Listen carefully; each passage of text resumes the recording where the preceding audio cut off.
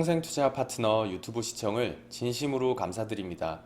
주식 관련한 상담을 원하시는 구독자 분들께서는 현재 화면 상단에 표시되는 무료 종목 상담 신청하기를 터치하셔서 성함과 연락처를 남겨주시면 상담 도와드리도록 하겠습니다.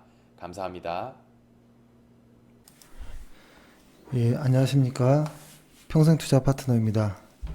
6월 15일 금요일 이제 마감 투자 전략인데요. 오늘 말씀드릴 내용은 어제에 이어서 어제는 어떤 것을 설명드렸냐면 예를 들어서 이런 조금 이제 복잡하지만 그리고 제가 논리가 좀 부족하지만 좀 제 나름대로 한번 설명을 드려보려고 하는데요.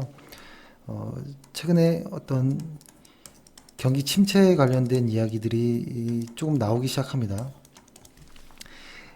근데 지금 보면 제가 오전 시황에 말씀드렸던 것처럼 뭐 FOMC라든지 북미 정상회담이라든지 뭐 지방선거라든지 뭐 유럽에서 이제 완화 정책을 이제 양적 완화를 이제 멈추겠다라든지 뭐 다양한 이벤트라고 생각했던 것들이 사실 끝이 났거든요. 끝이 났고 이것으로 인해서 사실 감춰져 있던 뉴스들이 좀 부각이 되는 것들이 좀 있는 것 같아요. 근데 어제는 기술적인 어떤 측면에서 약간 어제 방송을 안 보셨으면 한번 보셔도 좋을 것 같은데요. 기술적인 분석으로 약간 시장 혹은 지수의 어떤 고점의 징후들이 나오는 것이 아니냐. 그러한 고점 징후들이 어떤 정체 현상이라든지 분산 혹은 과도 거래에 의한 것들로 좀 보인다. 그래서 우리는 일단 시장이 이렇게 갈지 혹은 이렇게 갈지는 모르지만 이 초입에서 일단 이익 실현을 좀 하고 잠깐 조금 침착해 보자라는 이야기를 드렸었고, 그렇다면 기본적 분석으로 넘어와서 경기 침체 논란에 대한 이야기를 좀 해보려고 합니다. 경기 침체 논란, 예를 들어서 사실 이 경기 침체 논란이 최대한 짧은 시간 안에 좀 깔끔하게 말씀드리고 싶은데요. 오늘 역시도 사실 지수가 조금 밀렸죠. 좀 밀리고 거래량은 다소 좀 줄긴 했지만 일단은 낙폭이 좀 있고, 코스닥 역시도 그 바이오주들이 조금 반등하나 할 정도의 어떤 느낌이 좀 있지만 그래도 아직 지수가 뭐 크게 움직이고 뭐 이런 건 아닌 것 같아요, 일단. 그래서 일단은 우리는 이익 실현을 한 상태이기 때문에 조금 여유를 갖고 시장을 좀 분석해 볼 필요가 있겠다라는 생각을 해서 시간을 마련했고요. 일단은 이 얘기를 좀 시작해 보면 저는 이게 사실 정치적인 어떤 경기 회복이냐 혹은 침체냐, 이 부분이 어떤 정치적인 어떤 이런 쪽과 엮이기 싫거든요. 뭐냐면 벌써 이쪽 경기 침체, 내수가 꺾였다, 이런 쪽 이야기들을 뭐라고 그 최저임금과 또 묶어가지고 이상하게 풀어가고 있거든요, 시장에서 그리고 언론에서. 그래서 이것은 한번 정리를 해보면 좋겠다라는 생각을 했습니다. 근데 이게 상당히 좀 어려운 내용 같아요. 확실히 어려운 내용이고, 하지만 그냥 제가 생각하는 걸 말씀드리는 거기 때문에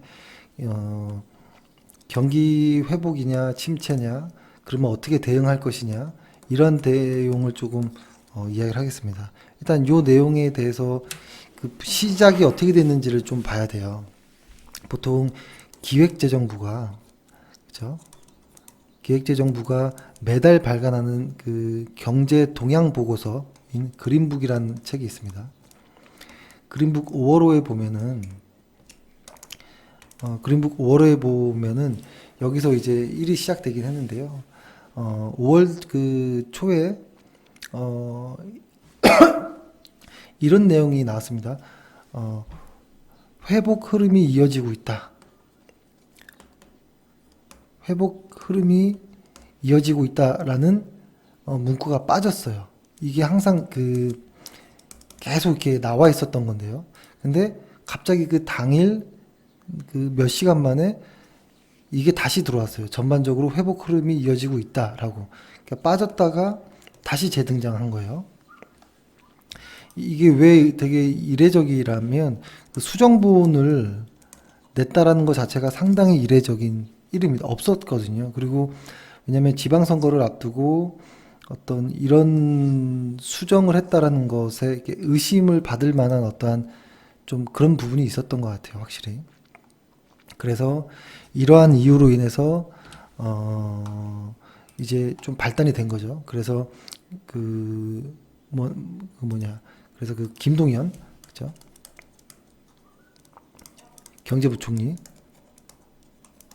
경제부총리와 김광두 국민경제자문회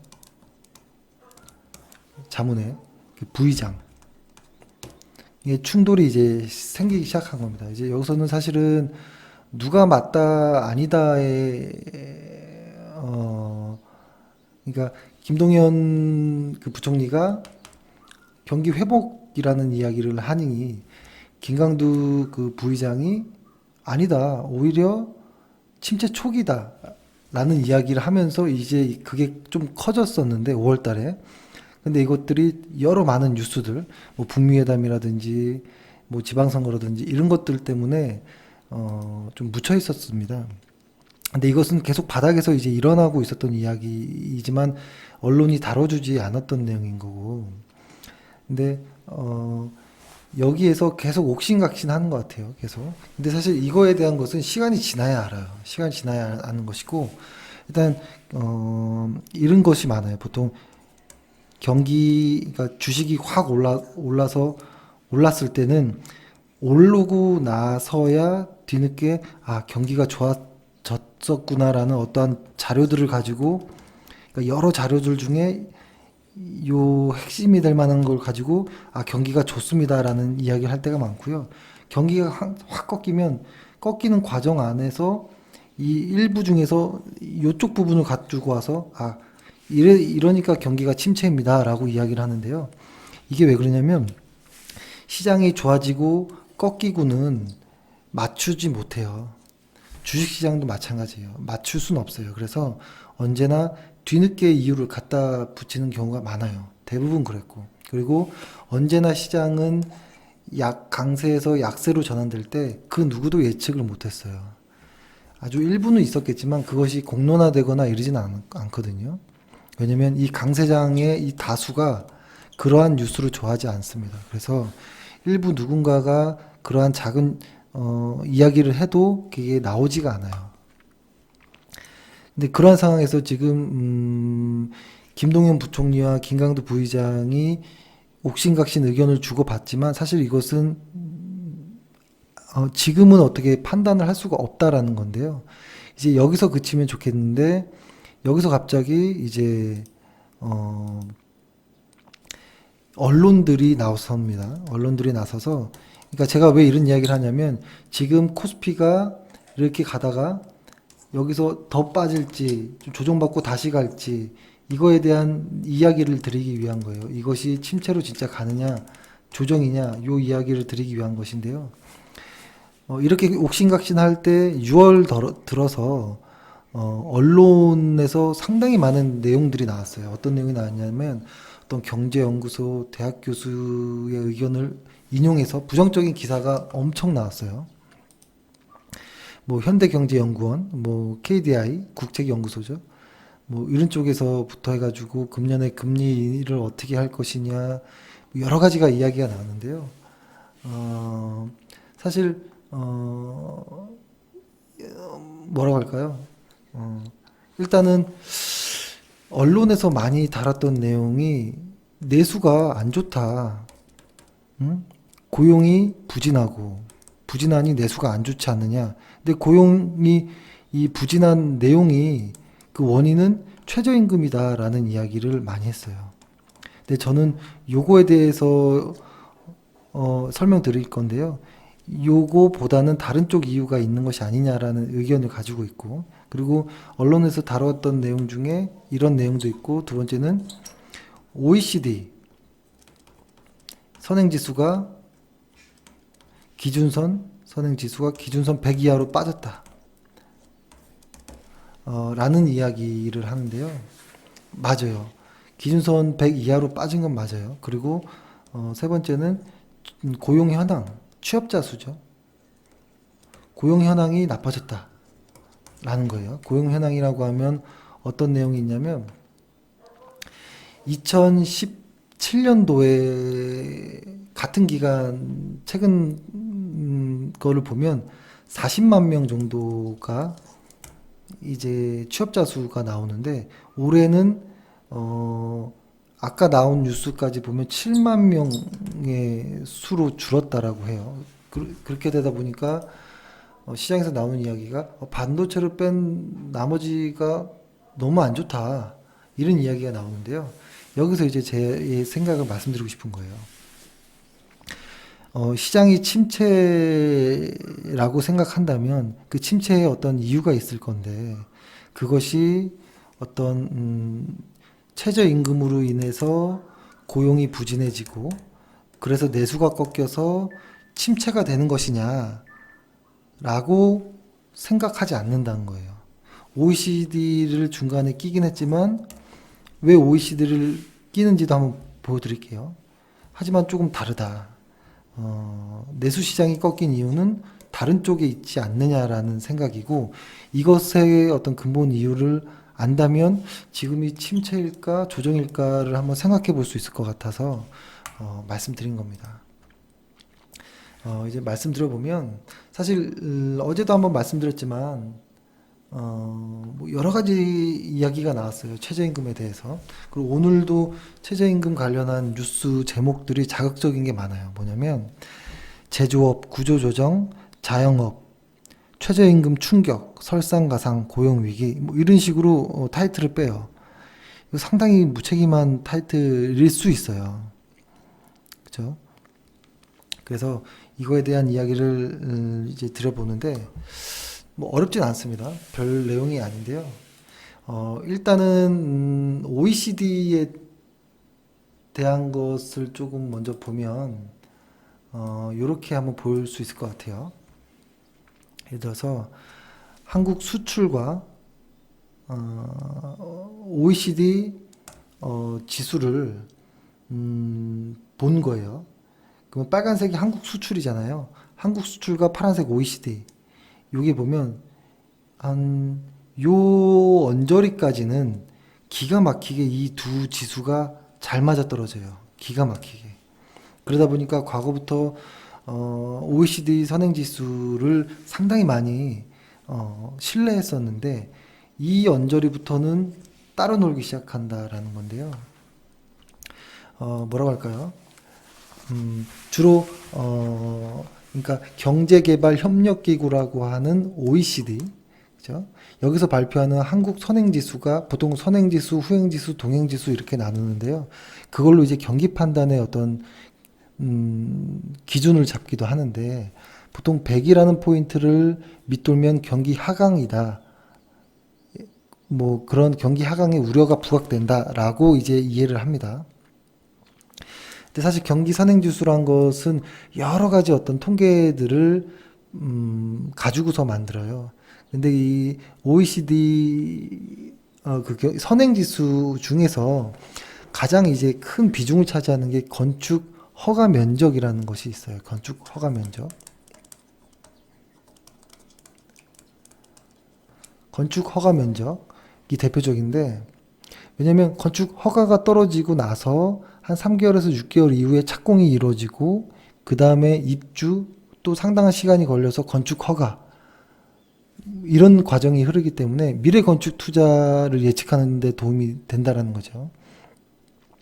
그래서 그러니까 이런 식으로 경기 선행지수 안에는 여러 가지 지표들이 있다라는 거죠. 근데 과거부터 보면 이런 OECD 경기 선행지수와 한국 수출 증가율의 관계가 매우 잘 맞아 떨어졌다. 그래서 신뢰를 하게 됐다라는 것이고, 근데 이것이 2016년도부터는 좀 맞지 않게 됐다라는 건데요. 그러면 그 맞지 않게 된 이유가 뭔가라고 찾아봐야 되는 거겠죠. 그렇죠? 이 이유를 보면 조금 확대해서 볼게요. 조금 더 이렇게 보면 음, 이거 이렇게 보면 되겠네요. 뭐라고 할까요? 거의 엇박자 나듯이 이렇게 돼버렸어요. 그죠? 엇박자 나듯이. 근데 보통 이렇게 생각해 봐야 돼요. 잘 맞고 있던 어떤 지표가 갑작스러운 어떤 외부 충격,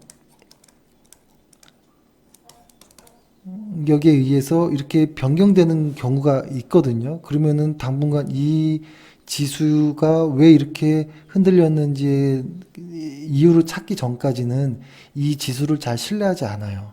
그래서 최근에 한 2년간은 선행지수를 신뢰를 하지 않았던 분위기가 좀 있었는데요. 근데 최근에는 그것에 대한 이유를 좀 찾은 것 같아요, 시장에서. 어떤 내용이냐면, 요 당시 때 어떠한 외부 충격이 있었느냐를 이제 보면 알겠죠. 그때 여러 가지 이유들을 보니, 이런 것들이 있었어요. 외국인의 뭐라고 할까요? 관광객이 갑자기 급증한 사례가 있었어요. 이게 보면은 2004년도에는 한 26만 명 정도 했던 중국이 그러니까 외국인 중에서 중국인들이 비중이 크니까 중국인으로 좀 해보면 관광객 수가 한 2016년 정도 한그 자료에 따라 조금 다르긴 하지만 뭐 620만이다 혹은 800만이다 다양하긴 하지만 엄청난 증가를 보였다는 겁니다. 그러니까 이로 인해서 혹시 선행지수가 달라진 것이 아닌가라는 이제 생각을 했는데요. 그것이 왜 조금 신빙성이 있냐면, 뭐라고 할까요? 이걸 한번, 이 다른 표도 한번 보여드려 볼게요. 뭐냐면, 요거를 잘 보시면 어떤 느낌이 나시나요? 지금 보면은 중국인 관광객, 이 파란색이 중국인 관광객의 어떤 증가 추이예요. 그러다가 2016년도에 갑자기 꺾이고 작년부터 이게 들어 올라오기 시작했죠. 이렇게. 요때 당시 기억나시나요? 요 당시 때 중국 소비주들이 주식이 많이 올랐잖아요. 그죠? 근데 중요한 것은 요 색깔, 빨간 색깔인 거예요. 빨간색. 요 색깔. 한국 서비스 생산. 여기서부터 해가지고 갑자기 이제 궤를 같이 하기 시작합니다. 그렇죠?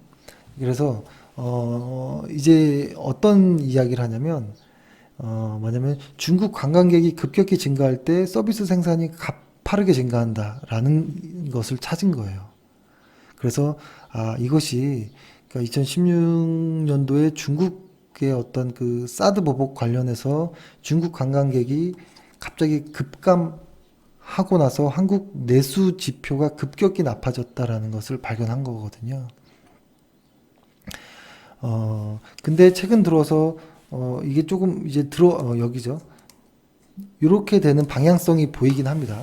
그래서 이것으로 무언가를 갑자기 달라지지는 않을 거라고는 생각은 하는데 이제 여기서부터 이야기가 이제 시작이 되는 겁니다. 그렇다면 만약에 중국인들이 이렇게 한국의 내수에 영향을 미친다면 그것이 고용과 연관이 있을까라는 생각을 해보는 거죠. 그들의 어떤 이야기가 고용에 얼마나 영향을 줄 수 있을까를 생각을 해보는 건데요. 크게 좌지우지한다라고 보여진다는 거예요. 그렇죠? 이것을 다시 한번 이 표를 보면 제가 지웠는데 얼마나 크게 미치냐면 일단은 조금 디테일하게 볼 필요가 있을 것 같아요. 디테일하게 볼 필요가 있을 것 같은데 예를 들어서 씀씀이를 한번 보는 거예요. 예를 들어서 요거를 한번 볼게요. 씀씀이를 보면 이게 보는 거와 같아요. 예를 들어서 그 국가별 관광객 1인당 지출액이 보면 중국이 가장 높고요. 2,100달러 정도를 쓴다라는 어떠한 통계가 나와요. 그러면 이제 단순 계산을 해보는 거예요. 2016년도에 820만이 유입됐고 인당 2,100달러의 어떤 지출을 했다면 그죠? 170억 달러 정도를 한국에 뿌렸다라는 건데요. 그러면은 그 내용이 어디다 가장 많이 뿌렸는지를 보면 조금 도움이 될 것 같아요. 어디다 가장 많이 뿌렸을까? 제가 다른 표를 하나 더 보여드려 볼게요.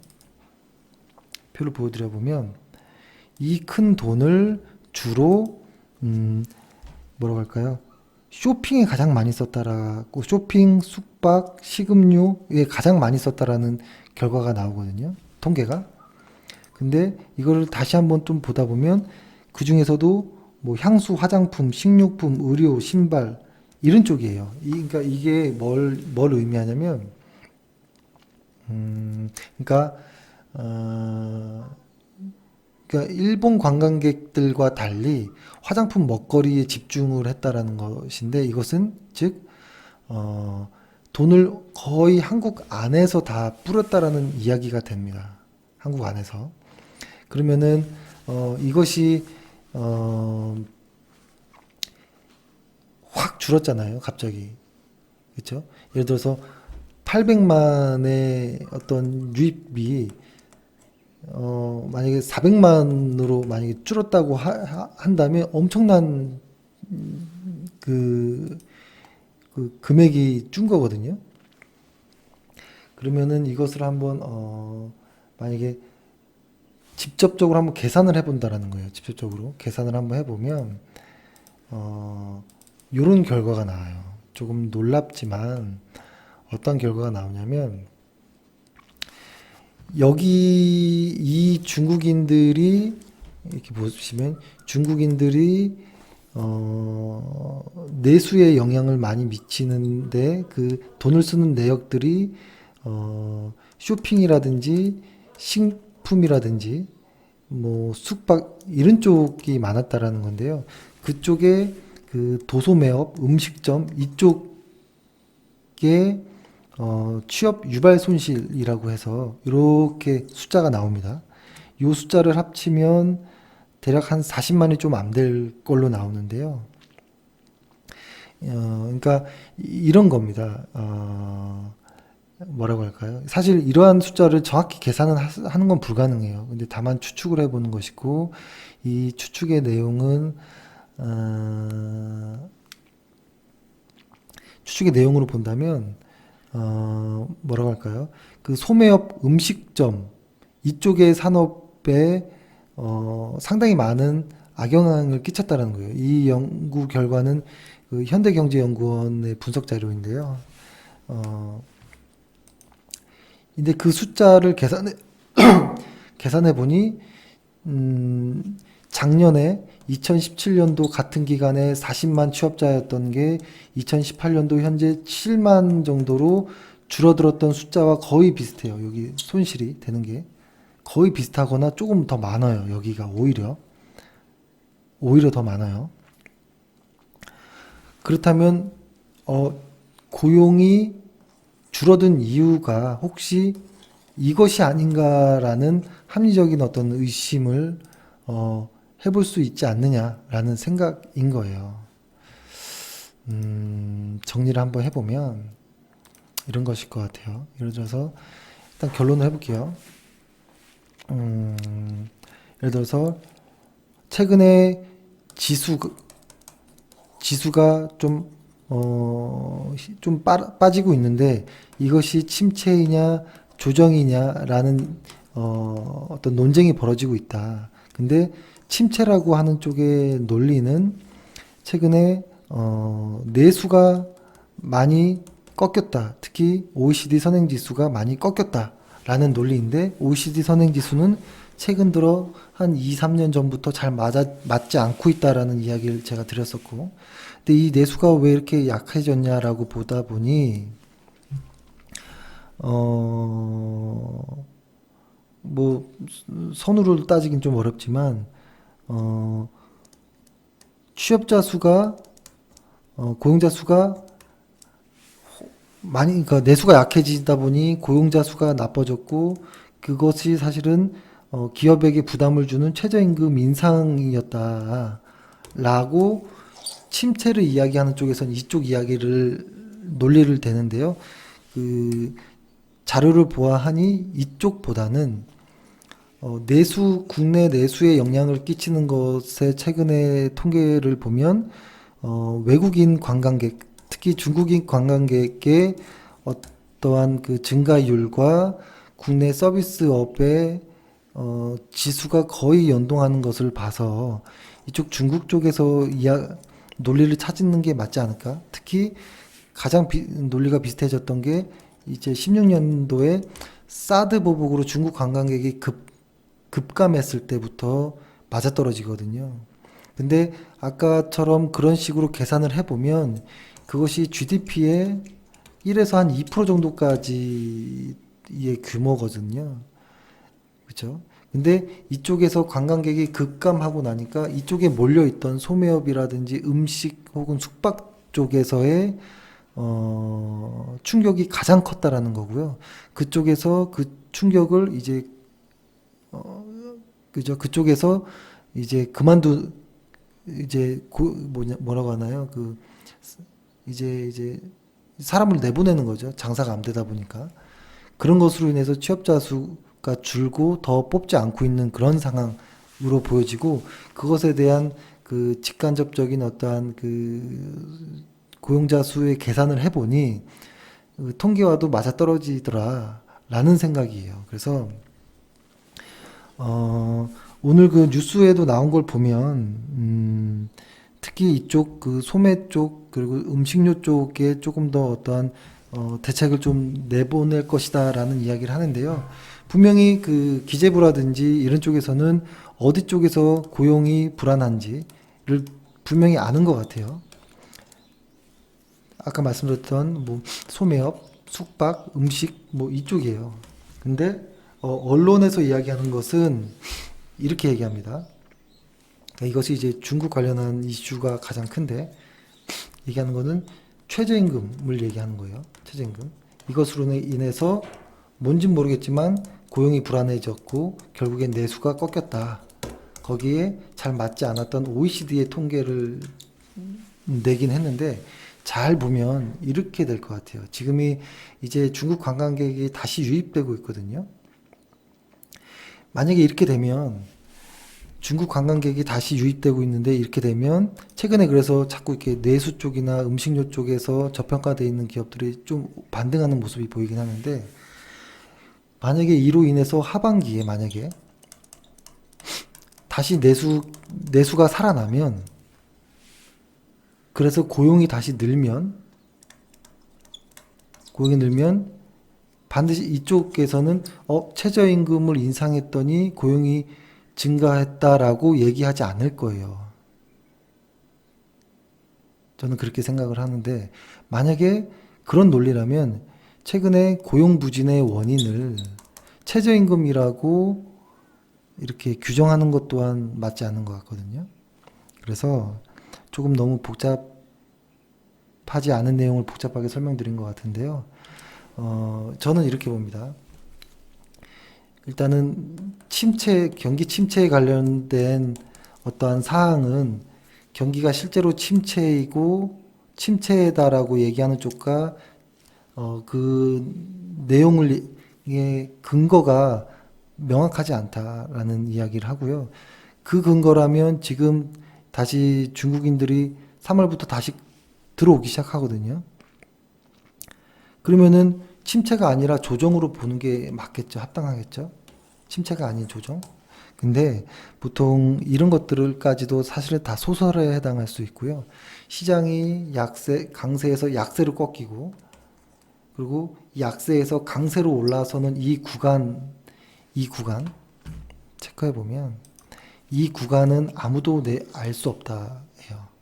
근데 실제로 어느 정도 하락이 진전되고 상승이 유지돼 있을 때 한참 지나야지 그랬구나라고 보통 학자들이나 어떤 전문가들이 이야기를 하지, 막상 하락이 진행되는 순간, 막상 상승이 진행되는 순간은 기술적으로 움직이는 경우가 더 많다. 내용을 알기에는 보통 통계 자료들이 후행적이기 때문에 바로 알 수가 없다라는 거예요. 그래서 대응 전략은 어제 말씀드린 것과 같아요. 시장이 지금 시장이 좋을 것이다. 그래서 지수가 왔다 갔다 하면서 올라가는 상황에 지금 잠깐 조정은 받지만 올라갈 거다라고 얘기할 수도 있겠고, 시장은 꺾일 것이다. 그래서 지수가 올라갔다 왔다 갔다 하다가 약간 이렇게 꺾인 모습에서 계속 빠질 것이다 라고 1번 혹은 2번 둘 중에 누가 어떤 의견이 맞는지 아직은 아무도 알 수 없다. 다만 지수가 꺾이는 초입이라면, 그리고 나중에 오르든지, 오를 때는 다시 사면 되는 거고요. 다만 오르지 않고 빠진다면 천만다행인 것이죠. 이때 매도한 것이. 그러니까 지금은 대응을 하는 영역인 것이지, 이 침체나 뭐 고점이냐의 어떤 이유 혹은 근거를 찾는 것은 조금 그렇습니다. 왜냐하면 지금은 알 수가 없거든요. 몇 번의 통계 자료들이 더 나와야지만 알 수 있거든요. 그것이 보통 분기가 지날 때도 있기 때문에 항상 늦습니다. 그래서 지금의 단계는 기술적으로 대응하는 것이 맞다라고 보고요. 일단 저의 논리 이렇습니다. 이렇고 일단 저희는 조금 일단 매도를 했기 때문에 마음이 조금 수월하죠. 수월한 상황에서 조금 더 시장을 조금 더 관심 있게 지켜보고, 시장이 다시 돌아설 때, 저희가 시장이 돌아설 때라고 말하는 거는 이 2500포인트, 그리고 하방에는 2350인데요. 내려가면 이거는 큰일 나는 거고요. 반등할 때 여기가 팔로스루 데이가 나오면 추가 매수를, 일반 또 매수를 하겠지만, 팔로스루 데이가 나오지 않고 박스권이 유지되어 있는 상태라면 2500포인트를 돌파할 때 다시 들어가는 것을 좀 고민해 보겠습니다. 예, 이렇게 해서 일단 주말장을 마감하고요. 이번 한 주 고생 많으셨습니다. 예, 그러면은 일단 시장이 좋지 않기 때문에 좀 매도에 대한 매도 계획도 좀 세우시면서 주말 잘 보내시기 바라겠습니다. 예, 감사합니다. 평생투자 파트너 유튜브 시청을 진심으로 감사드립니다. 영상 보시기 전에 안내 말씀 하나 드리겠는데요.